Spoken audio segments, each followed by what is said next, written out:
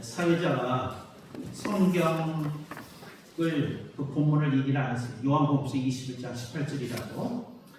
성경 공독하겠습니다. 요한복음서 21장 18절 제가 시작하면 여러분과 함께 읽도록 하겠습니다.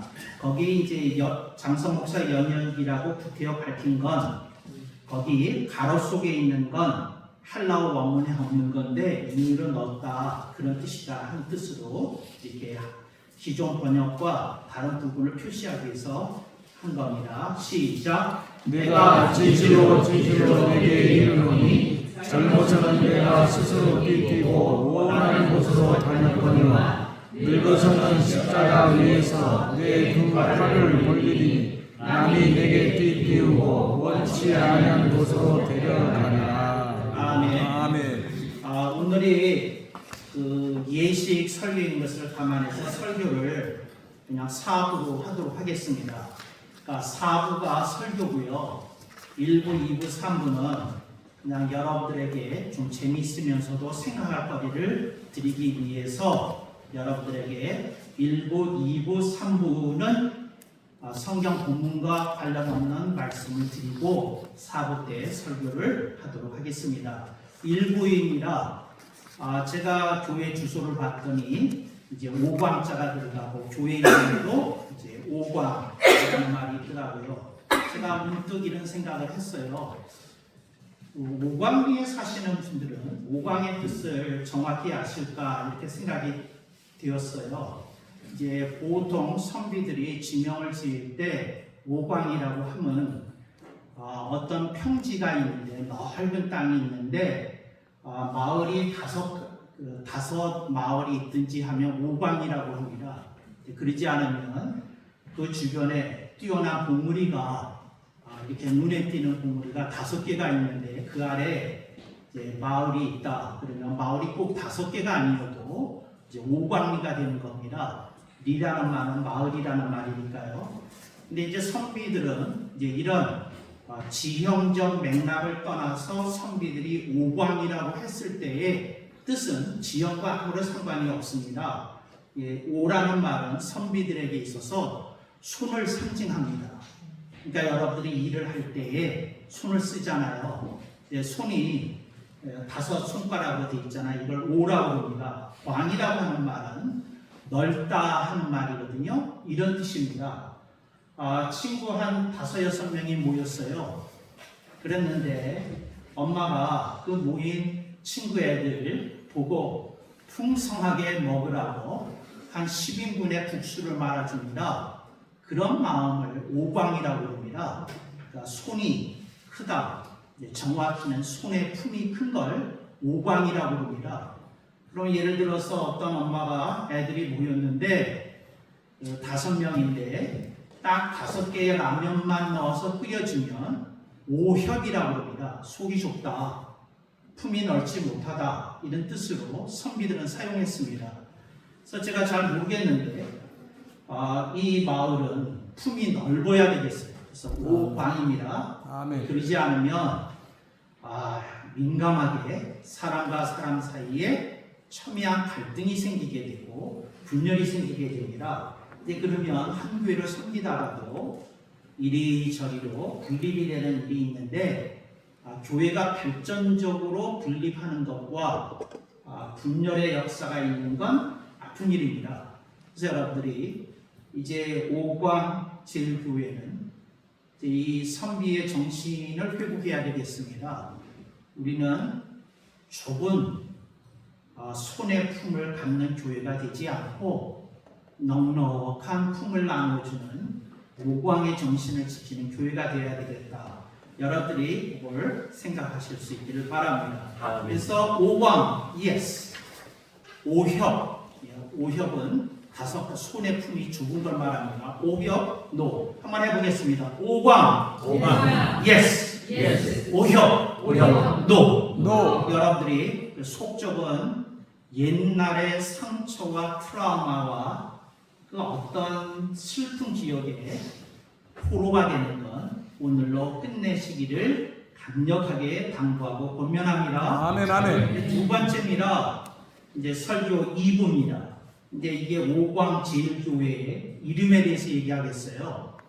이름이 조금 아쉽습니다. 여러분들이 오광교회에서 이제 분립되어 나왔으면 분립되어 나온 교회는 겸손해야 됩니다. 오광-제2교회 이래야지. 어머니 교회가 있는데 여러분이 제일 하자 그러면 제가 그랬을 거예요.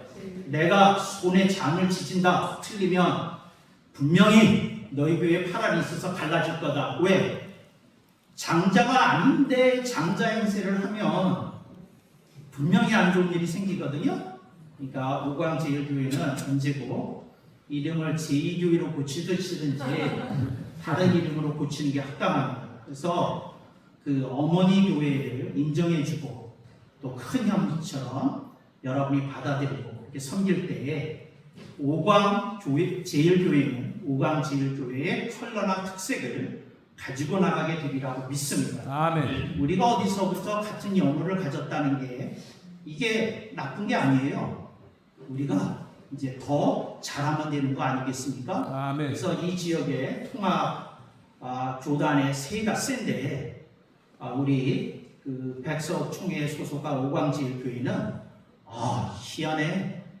어느 백석 총회에 있는 중앙제일교회라는 대로 들어가더니 기세가 놀랍더라고. 그런 말을 듣게 되기를 간절히 축복합니다. 아멘. 이게 이제 설교 2부였어요. 여러분들이 심각하게 고민하고 역사는 미화시켜서 쓰면 안 됩니다. 그대로 써야 됩니다.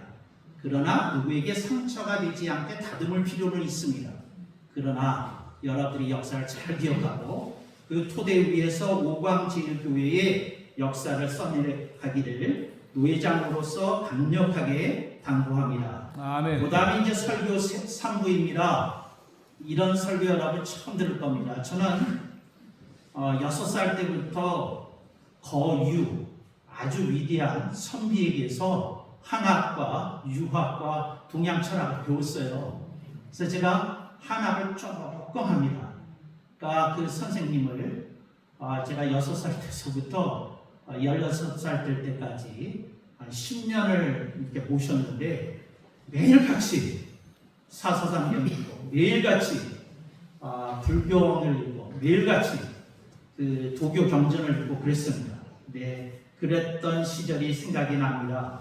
그런데 제가 왜 이런 말씀을 드렸느냐면 강정국 목사님을 처음 보는데 제가 생각을 했어요. 근데 무슨 생각이 들었느냐면 이분이 누가 얘기하는데 색소폰을 분다는 거예요. 그래서 내가 알았어요. 이제 강시도 여러 강시가 있거든요. 그런데 제가 알았어요. 이분은 생강 강시겠구나. 왜? 색소폰이 생강처럼 생겼어요. 웃지를 않으시네. 그래서 그냥 색소폰 분다는 말에 강시잖아요. 분명히 생강 강시겠다 하는 생각을 했어요. 그래서 내가 조금 전에 물어봤어요. 그냥 이렇게 쓰냐? 그랬더니 생강 강시래요. 그래서 그 생강 강시인데 생강 강시의 특징이 있습니다. 생강하고 똑같아요. 그 성씨의 특성이. 이게 무슨 말이냐면 좋을 때 약인데 건드리면 독이 돼. 이 생강이 그렇거든요. 가만 놔두면 생강 그대로 못 먹어요. 근데 이기면 이제 약이 되잖아요. 가장 몸에도 좋고. 이게 무슨 말이냐면 생강 강씨를 가진 성씨를 가진 분이 목회자가 되면 좀 자신을 지니게 됩니다. 조금 내려놔야 됩니다. 이제 생강강 그 뜻이었고요. 그 다음에 전자를 내가 조금 전에 물어봤더니 이렇게 쓴대요. 근데 그게 무슨 말이냐면 가리다 전자거든요. 가리다는 게 뭐냐면 옛날에 반에서 60명의 학생들이 수업을 하던 시대가 있었어요. 그럼 옛날에는 지금은 많이 그렇게 안 합니다. 근데 초등학교 시절에도 1등서부터 60등까지 다 나왔어요. 그리고 그것만 나온 게 아니라 교무실에 가면 전교 석자까지 나왔어요. 그러니까 1학년 전체에서 내가 몇 등을 했는지 알 수 있는 그런 시절이 있었어요. 그게 가리다의 뜻입니다.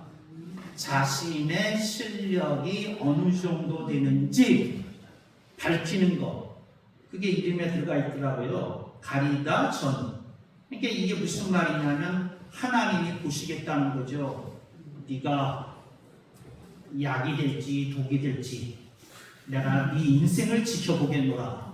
그래가지고 이분이 이름 그대로 이제 험난한 계절을 보냈어요.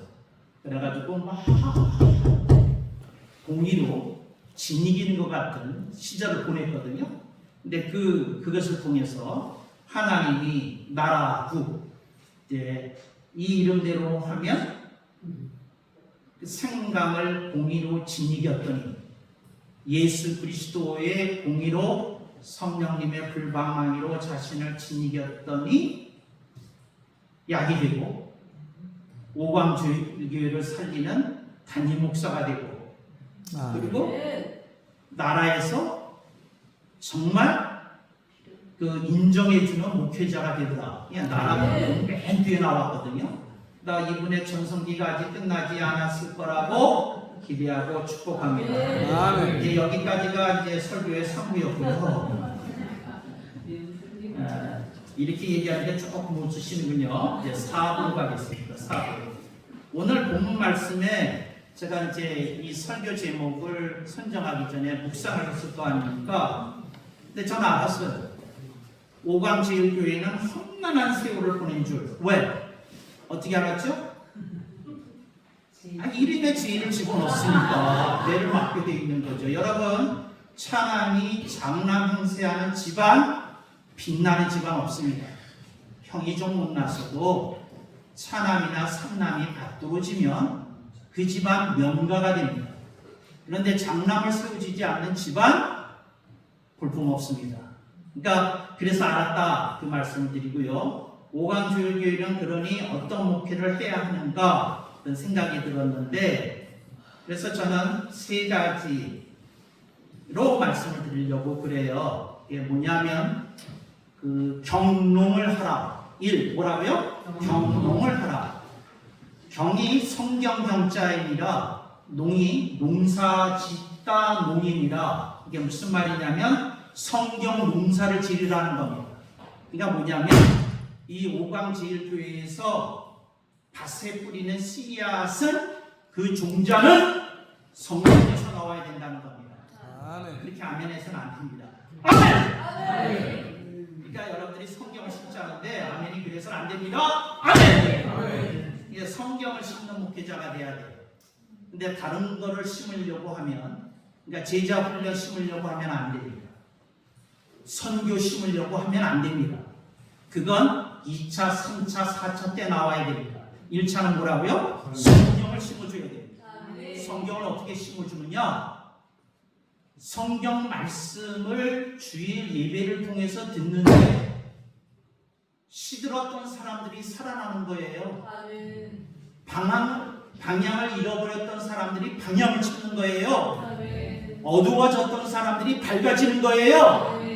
그런 성경 농사를 두 글자로 경농이라고 합니다. 따라합시다. 경농을 합니다.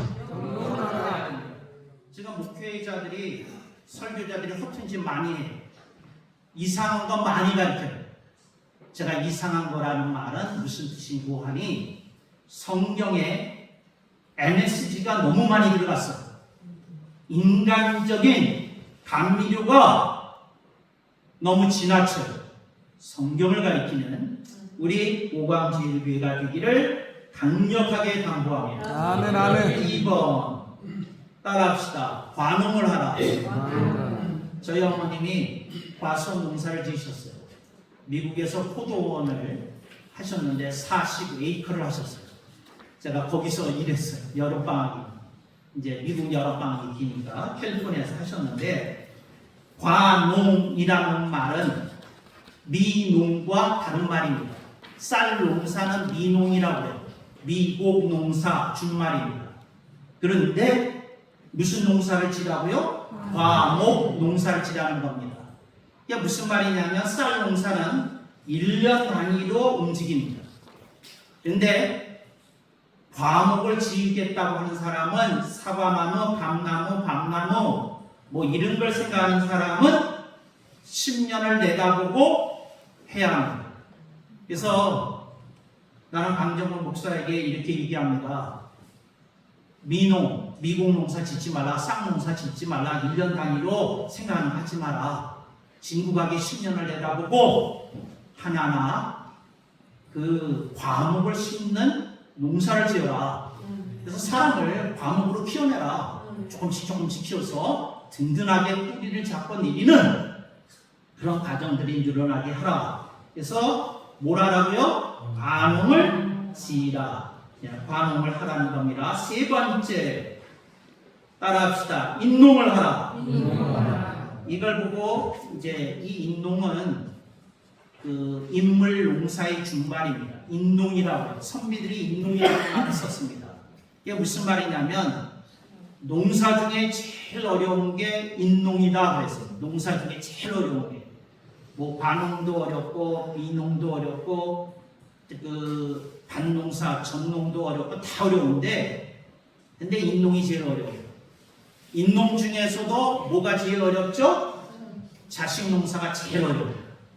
여러분 자식들은 제가 관찰해 보니까 여러 집을 관찰해 보고 내린 결론이에요. 속 썩이기 위해서 태어난 것 같아요. 그러니까 속 썩이지 않는 자녀들이 별로 없어요. 각도만 조금씩 달라요. 근데 공부 잘 시켜놓고 잘 자수성가하게 해놓고 따지답니다. 그래서 사람 농사가 굉장히 어렵고 그 중에서 자녀 농사가 어려운데 저는 인농을 하라고 하는 말은 이런 뜻입니다. 하나님이 쓰실 만한 인물을 키워내고 있느냐 하는 겁니다. 저는요 대형 교회를 하찮게 여깁니다. 왜 하찮게 여기냐? 대한민국의 인물을 대형 교회가 배출했으면 나라 꼴이 이 지경이 되겠습니까? 인물 배출 못했어요. 그래서 우리가 이런 시대를 살게 된 겁니다. 그래서 여러분 우리가 부두금 거쳐매고 허리띠 졸라매고 다시 뭐 해야 됩니까? 인농해야 됩니다. 사람 농사 지어야 됩니다. 인물 키워내는 일을 교회가 해야 됩니다.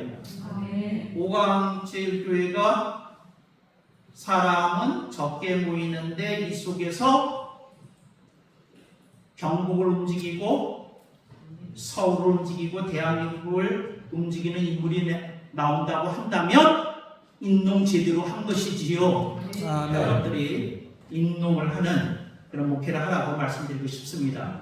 그런데 그래서 이걸 6글자로 좁히면 이렇게 됩니다. 따라하십니다. 경농, 관농, 인농. 이걸 하라는 거예요. 이게 이 6글자. 이걸 하는 이 오광제일교회가 되면 정말 하나님이 눈여겨보시는 교회가 되지 않을까 이렇게 생각을 합니다. 이거 이제 마지막으로 5부입니다. 설교 5부인데 이건 담임 목사에게 하는 당부입니다. 조금 전에 했던 건 경농, 관농, 인농은 교우들과 함께 오광제일교회 공동체 전체가 그 방향으로 가기를 원해서 드렸던 말씀입니다. 근데 이제 설교의 5부는 담임 목사에게만 주는 말씀입니다. 겸손하라 3번 말하고 싶습니다. 여러분 형편이 어려워지면 누구나 겸손해요. 형편이 어려워지면 겸손 안 할 수가 없어요. 누구나 겸손해요. 근데 저는 뭘 보고 싶으냐면 형편이 좋아졌는데 겸손한 사람을 좀 보고 싶어요. 이거 쉽지 않아요.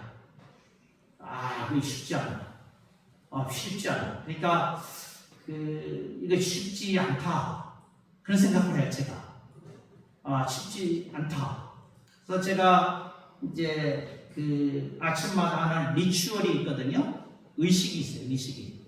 그런데 제가 뭐를 하느냐면 세수를 할 때 물을 이렇게 틀어놓고 물이 이렇게 떨어지지 않습니까? 그러면 집게 손가락으로 물을 좀 적신 다음에 이 거울에다가 써요. 겸손. 물론 흘러내리죠. 다시 겸손 3번 써요. 3번. 쉽지 않다. 제가 늘 기억하려고 해요. 그래서 제가 사람들에게 존경을 받기 시작하니까 우리 교회에서 저는 최소한도 존경을 받아요. 제 주변에 있는 제 제자들이 겸손을 받고, 아니 존경을 받고. 근데 제가 이런 생각을 해요. 이거 겸손해야 되는데 생각을 해요. 그래서 강정근 목사가 겸손하면 설교가 살아날 겁니다. 아멘. 겸손하면 기도가 살아날 겁니다. 아멘. 아멘. 겸손하면 대인관계가 살아날 겁니다. 겸손하면 하나님이 필요한 모든 것을 공급해 주시리라고 믿습니다. 아멘. 설교 끝.